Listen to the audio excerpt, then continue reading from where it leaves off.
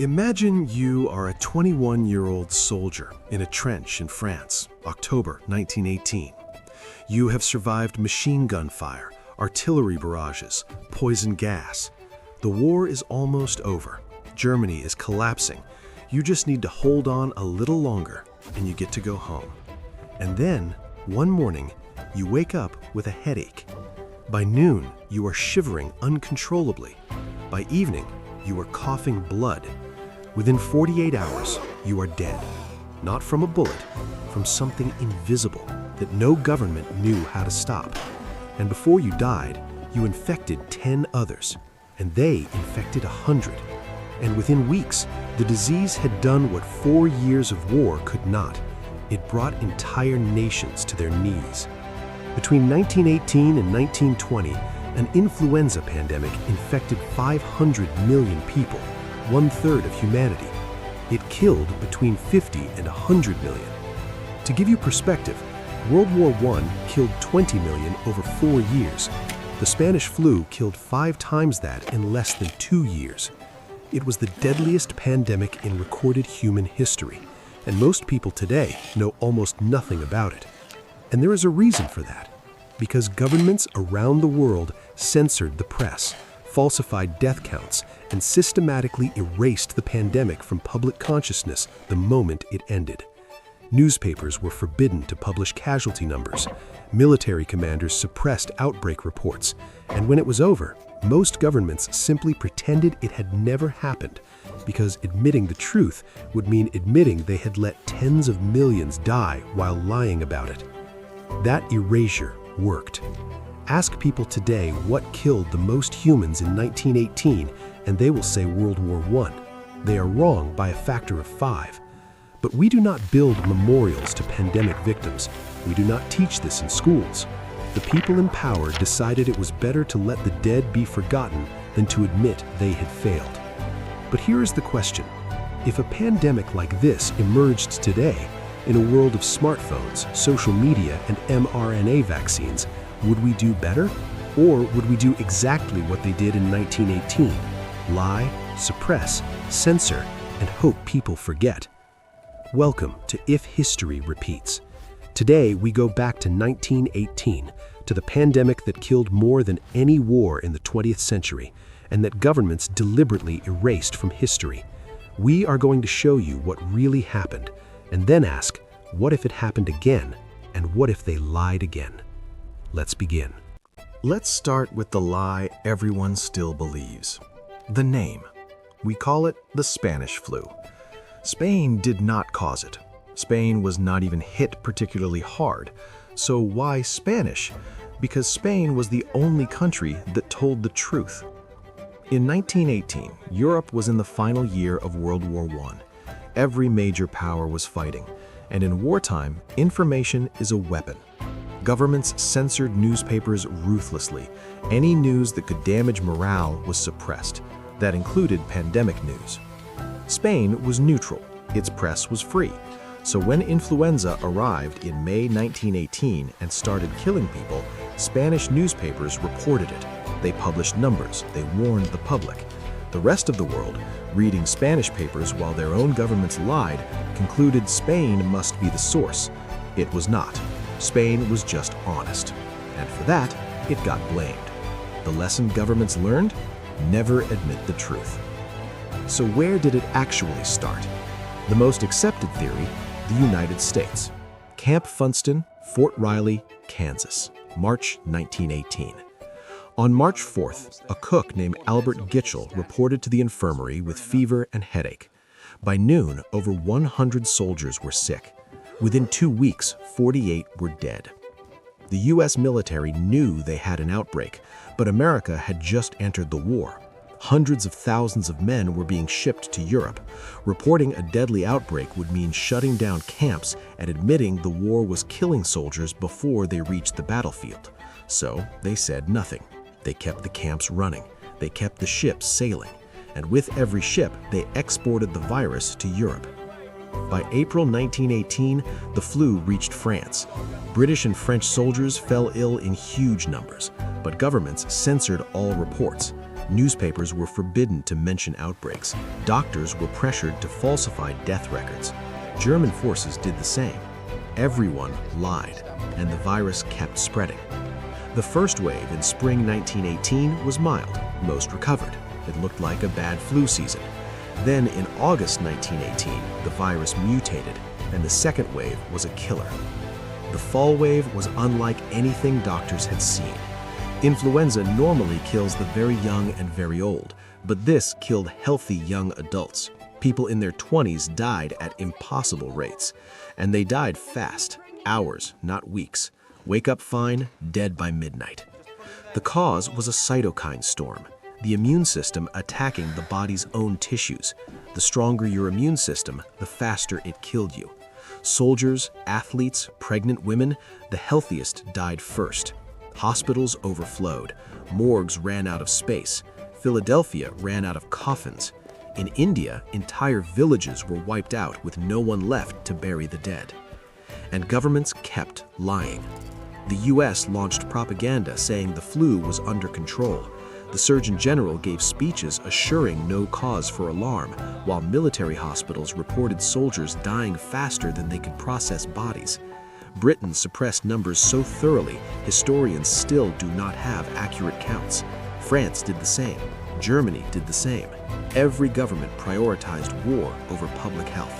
Millions died because of it.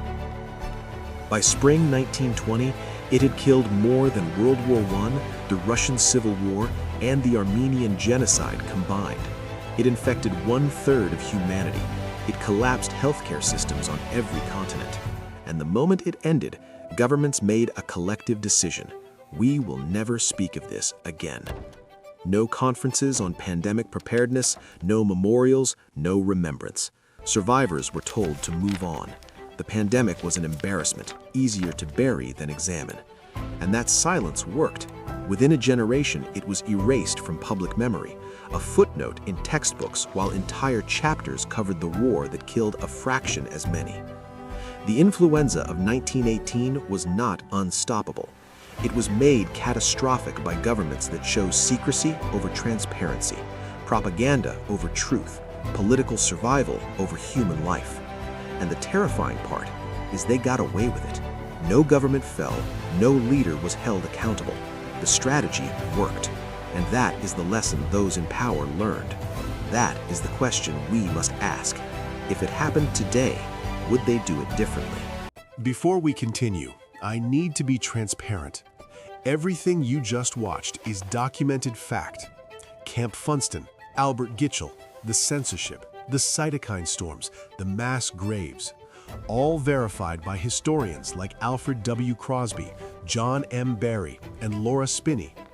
There is no speculation. It happened. It is real. It is on record. But what comes now is different.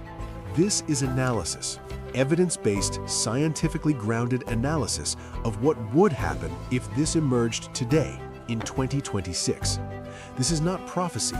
This is an honest attempt to apply modern epidemiology and the lessons of COVID-19 to answer, would we do better than 1918, and would governments tell the truth this time? Imagine tomorrow a new influenza strain is detected in Madrid, Munich, or Tokyo. Within 48 hours, hospitals report severe respiratory cases. Patients are young, healthy, and dying at rates that do not match seasonal flu. Genetic sequencing, which did not exist in 1918, comes back in 24 hours. It is H1N1, related to 1918, with mutations suggesting years of undetected animal circulation. The WHO is notified, and within 72 hours, the virus is on 3 continents. The modern world has weapons 1918 did not. Antiviral drugs like oseltamivir can reduce severity if given within 48 hours.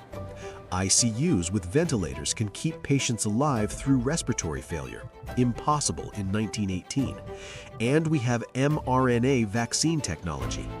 If a new flu emerged today, labs could have a candidate vaccine in 90 days. 90 days. In 1918, they did not even know what a virus was. We have GOERN, the Global Outbreak Alert and Response Network, connecting labs in 190 countries in real time. We have genomic sequencing identifying mutations as they happen. We have contact tracing, telemedicine, decades of pandemic protocols. On paper, we are prepared. But all of that only works if governments use it, if they tell the truth, if they prioritize public health over politics. And COVID-19 taught us they do not always do that. Let's be honest about COVID-19. In January 2020, the WHO had enough information to declare emergency weeks before it did, but hesitated over diplomatic and economic concerns. Governments downplayed severity, delayed lockdowns, and competed to hoard supplies instead of coordinating. Misinformation spread faster than the virus, some from the institutions supposed to guide us. Then came censorship. Doctors who warned the public were silenced. Journalists were arrested. Social media platforms removed content contradicting official narratives, sometimes content that was correct. We watched 1918 patterns repeat in 2020.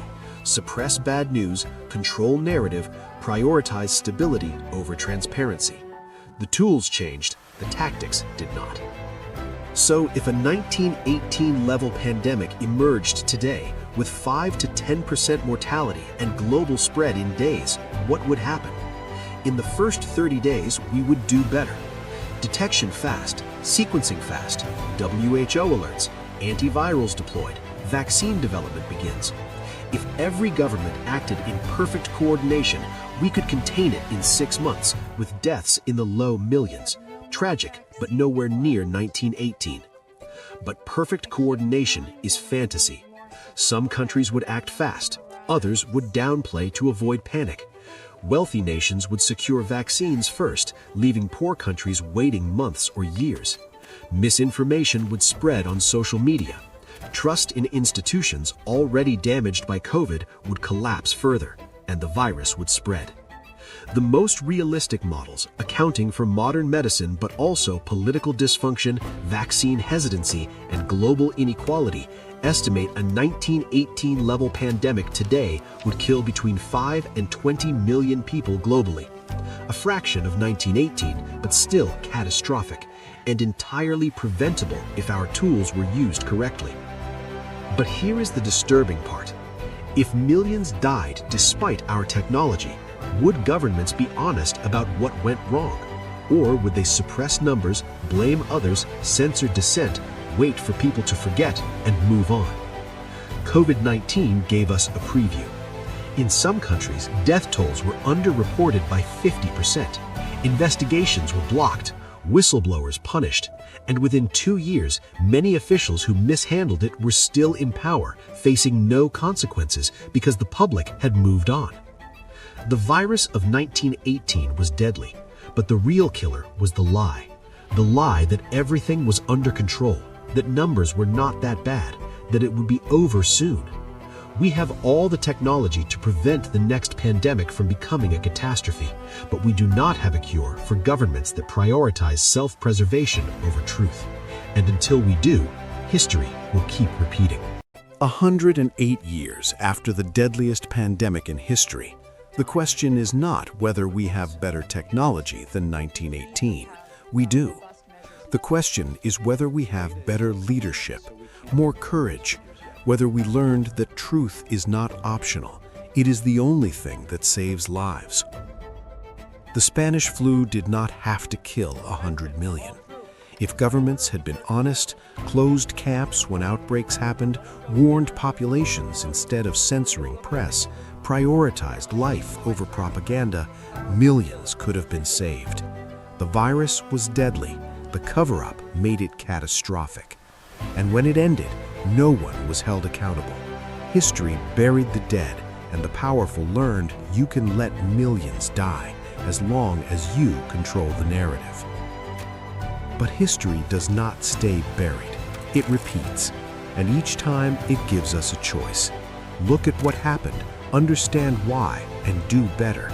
Or pretend it never happened, learn nothing, and let it happen again. COVID-19 was a test. We had the tools, the knowledge, a century of warnings, And still, millions died unnecessarily, not because the virus was unstoppable, but because the response was broken. So when I ask, what if the Spanish flu happened today? The answer is not comforting.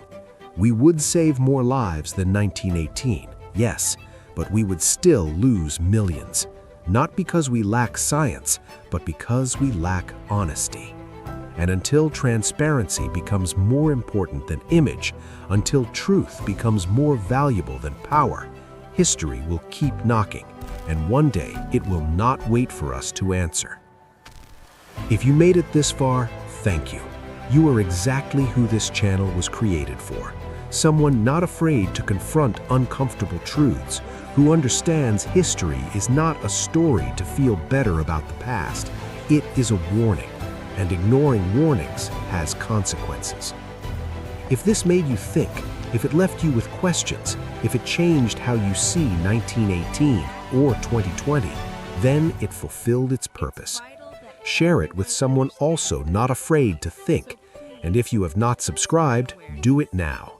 Every episode takes you back to a moment that shaped the world and asks, what if it happened again? In the next episode, we go to year 79 AD, Pompeii, a city with no word for volcano. 20,000 Romans living in the shadow of a mountain that had not erupted in 800 years. But Vesuvius is still there, in Naples. What happens when a modern megacity faces the same force that erased Pompeii? Can you evacuate 3 million people? How much warning do we get? You will not want to miss it. I am If History Repeats, and history always has something to say.